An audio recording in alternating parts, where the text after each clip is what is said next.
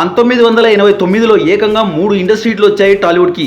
ఆ 3 సినిమాలు అత్తకు యముడు అమ్మాయికి మొగుడు, ముద్దల మామయ్య, శివ. ముందుగా మెగాస్టార్ చిరంజీవి అత్తకు యముడు అమ్మాయికి మొగుడు జనవరి 14, 1989లో సంక్రాంతి కానుక విడుదలై ఇండస్ట్రీ కొట్టాడు. 14 కేంద్రాల్లో 100 రోజులు ఆడింది అత్తకు యముడు అమ్మాయికి మొగుడు. నెక్స్ట్ 3 నెలల గ్యాప్తో నందమూరి బాలకృష్ణ డబుల్ మార్జిన్తో ఇండస్ట్రీ కొట్టాడు ముద్దల మామయ్యతో. 28 కేంద్రాల్లో డైరెక్ట్గా 100 రోజులు ఆడింది ముద్దల మామయ్య. నెక్స్ట్ 1989 ఏడాది చివరిలో అక్టోబర్ 5న కింగ్ నాగార్జున శివతో వచ్చి ఇండియానే చెక్ చేశారు.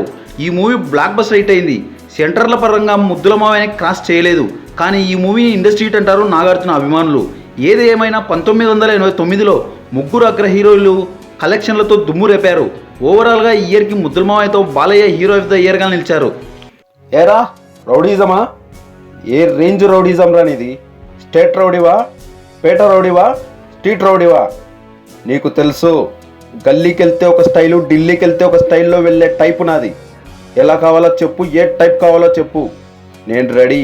రే రే రే, నేను ఎవరి దారికి అడ్డు రాను. నాకెవరడ్డు వచ్చినా మిగలనివ్వను. రెచ్చగొట్టిన వాడి మీద తొడగొట్టడం, పొగరెక్కిన వాడి మీద మీసం తిప్పడం నాకు పుట్టుకతో వచ్చిన నైజం. నాతో పోటీకి వచ్చినా, పోట్లాటకు వచ్చినా ఏ ఒక్కడికి పోస్టల్ అడ్రస్ కూడా మిగలలేదు. రండ్రా రండే.